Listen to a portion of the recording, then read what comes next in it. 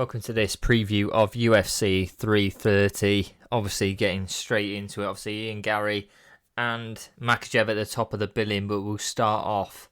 We're going to go through the whole main card, so we'll start off with the start of the main card, which is Barbosa versus Riovvic. Obviously, a great fight. Barbosa, obviously, a legend in the UFC, still fighting on at 40 years old, obviously.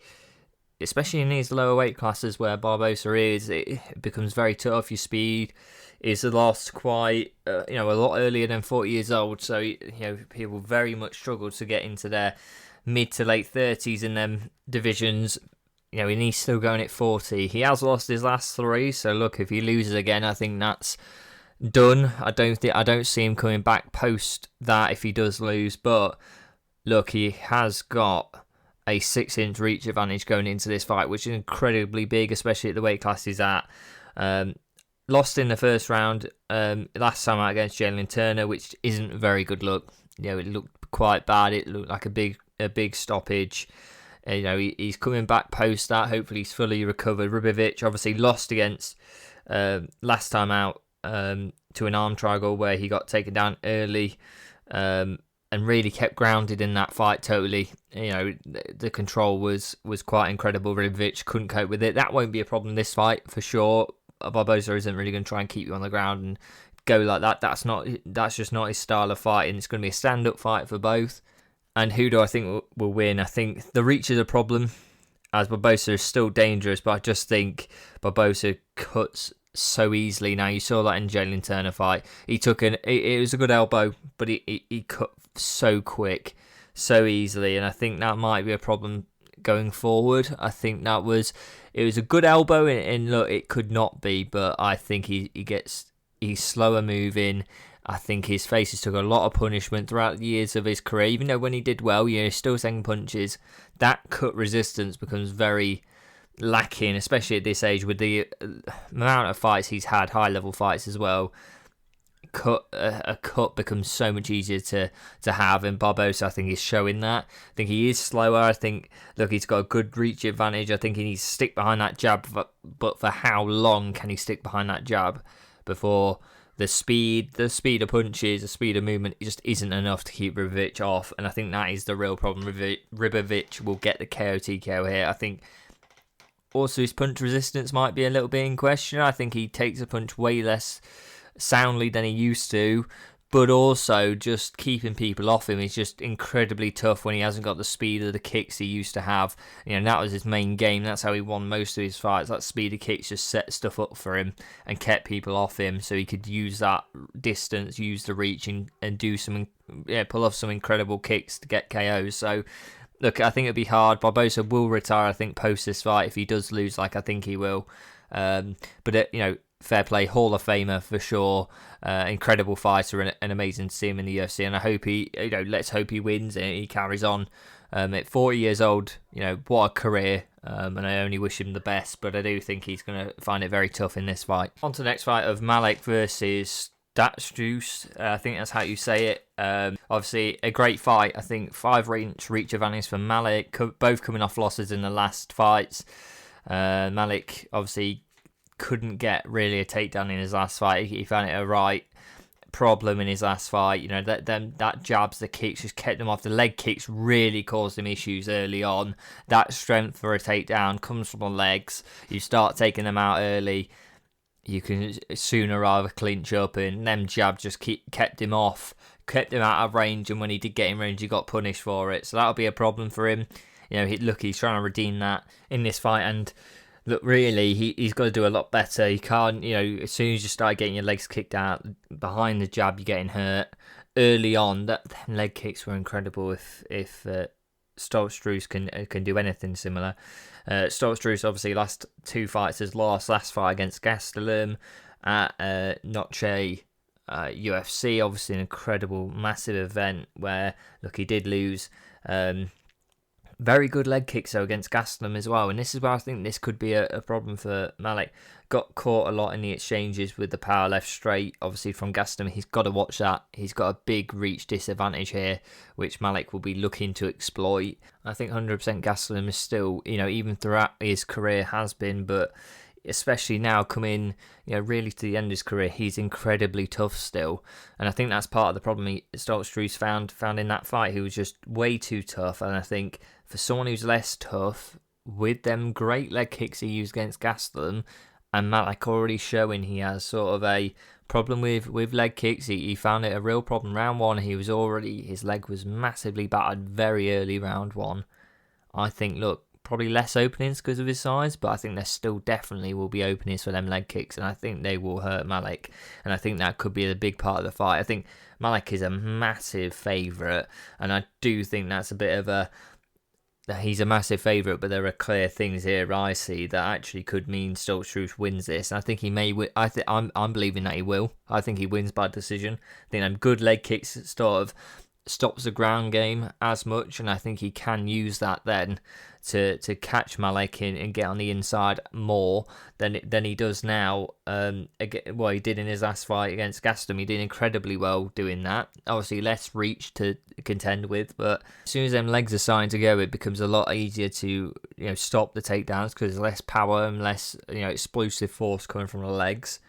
And I think, look, he can do something here over 3 rounds. I think 100% if he wins round 1, Malik's got to chase something, and that can always be a problem for anyone. So I think Stoltz will get this done. I think he's massive underdog, but I think he's got the tools to do it. On to the next fight, Ochoa versus Johnson. Obviously a very competitive fight. Both have lost in the UFC.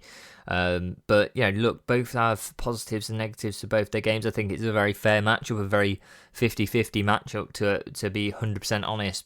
But you've got to look at their records. Someone they both fought is Lonnie Kavanagh, who's doing incredibly well now in flyweight. Charles Johnson has beaten him, and Joshua Ochoa has lost. So look, it's a very 50-50 matchup. I think both could have success, and I think, look, just because you lose or win against Lonnie Kavanagh, it may not mean in this fight you do incredibly well, but I do think that win just stood the test of time so massively. And also, Charles Johnson has beat Joshua Van in the past. So, look, he has lost, though, against people way below that level as well. So, it's very hard to tell what Charles Johnson you're going to get in there, if he's going to be incredibly, world beating, can beat basically world champions on the come up, or he takes a problem against someone who's probably never going to get near the title. So, it can become very hard to determine on a Charles Johnson fight who's going to win, because in his best day he can beat pretty much anyone, and we've seen that. But on his worst day he can get beaten by pretty much most of the division. So it becomes very hard, especially any top 15 guys. On his best day they can beat him and have beaten him. Do you think Johnson gets this done? No, I think he's got the experience. He can on his best day come into this and win. He's staying very active. Both fighters are, to be honest, and I think that helps. I think he's come off a loss, and I think he goes, look, I need to win. I need to get a win. I can't have 2 losses on my record, back to back. Tough fighter he faced last time out, but he needs to get this win, especially with a, pretty much a 50-50 fight now in this fight here, where really someone's going to get left to be put into worse situations. The other one's going to be pushed up and towards a top 15 spot. I do think if they win this, they'll be fighting for a numbered spot next. 100%. Whoever wins this will be doing that. So look, I think both great fighters. I think the Charles Johnson, just the experience of winning at that high level, especially coming off a loss where he needs to sort of prove himself and knows what's at stake. I think tough to bet against Charles Johnson, who has that in his mind. He has beaten so many incredible fighters, and I think he will this time out. I think he gets a KO TKO in this fight. I think both will be going for it. I think both are going for something spectacular, looking for a finish just to prove they should be in the top 15. In at least fight for a spot. So I think that's the way it goes. I think that's the key thing. Both are going to need a win. Both are going to need to show that they're deserving of a numbered spot, and that's exactly what one of them is going to do. But I think that guy will be Charles Johnson. I think tough fight though. I think there will be success on both sides. It could go either way, but Charles Johnson, I think, will get it done. On to the next fight, Durn versus Robertson. I think this is Robertson, good amount of wins last against Lemos over 3 rounds. Just think it's probably too big of a jump too quickly. I don't think he's got really anyone on a her list of wins that I really jump and rave about, that I go, yes, you're ready for a title shot. I think this is more there's probably been some people who can't fight. There's probably some, injuries, or, I don't want to fight here, I want to fight later on. I've got sort of UFC have got matchups elsewhere, which has sort of caused her to be pushed up massively into this fight. It's not really she's been pushed up, through whatever it is, but it's too big of a step up to face Durn straight off the bat. Especially coming off Lemos. I think great fighter Lemos, but I think she probably needs a 1-2, probably steps up, just to get her to go. Oh, look, to know that you're ready for the elite time and you're looking for a championship win. You're looking to win the championship. So I think Robertson loses this. I think it's going to be very hard. Durn is not the best I've seen, 100%, but he's way above the level of Robertson from what I've seen from both.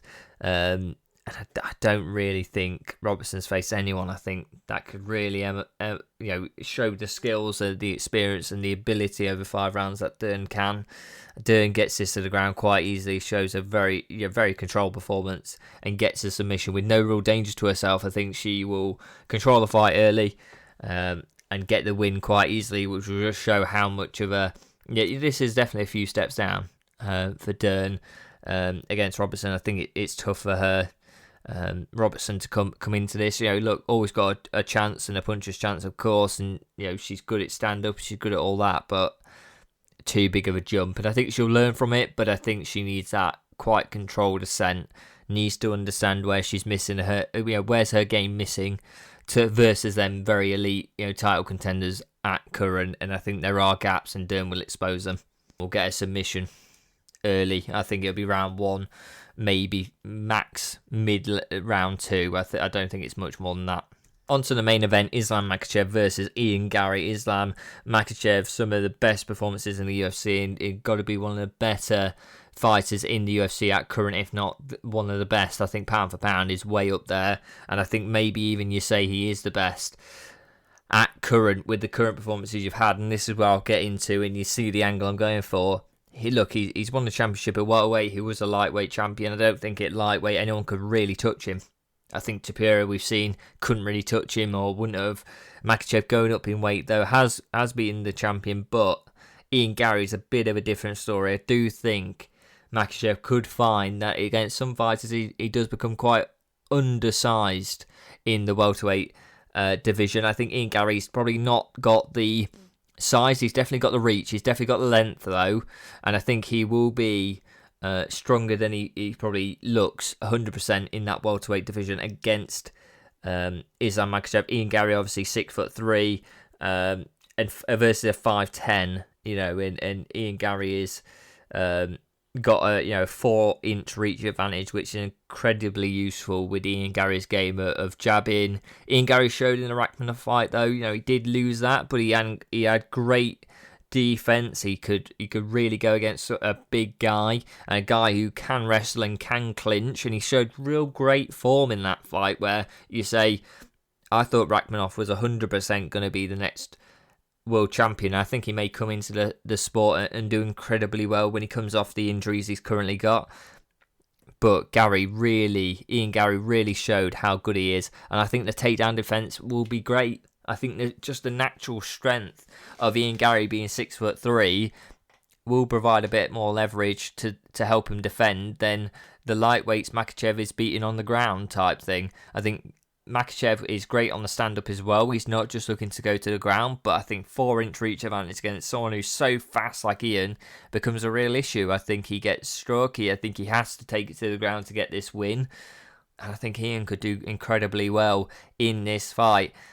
Makhachev, I think, is one of the greatest lightweights, if not, definitely the greatest current person who's fought at lightweight in the UFC. But I do think going up in weight always becomes a problem, especially with how talented all the UFC fighters now. They've trained from birth, most of them, to fight in the UFC, and are made for a certain weight and are cutting down quite massively to get to whatever weight they are getting to.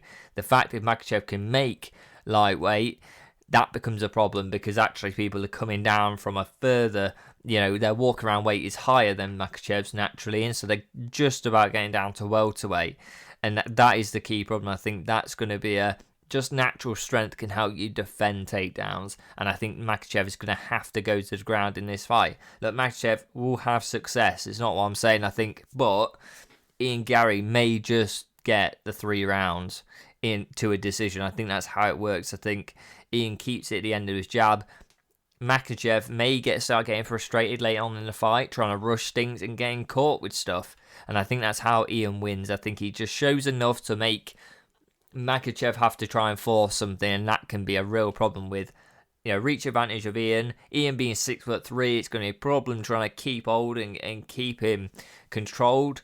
And I think that's a big issue for Makhachev, that this guy is just so much bigger than anyone he's faced in the UFC, and especially at the weight as well. The weight works for someone who's 6'3". He's going to be a good fighter. He's going to have that jab firing off. He's got the length. He's got the reach. Them kicks are going to be coming in from a mile away compared to what he's used to. So I think it'll be a real problem for him. So let me know what you think in the comments down below. I think Ian Garry's going to win by decision in the main event, and a real big upset in that welterweight division, and may push up some interesting fights in the future. So let me know what you think in the comments down below. Let me know where I'm wrong. Let me know where I'm right. And I'll see you next time.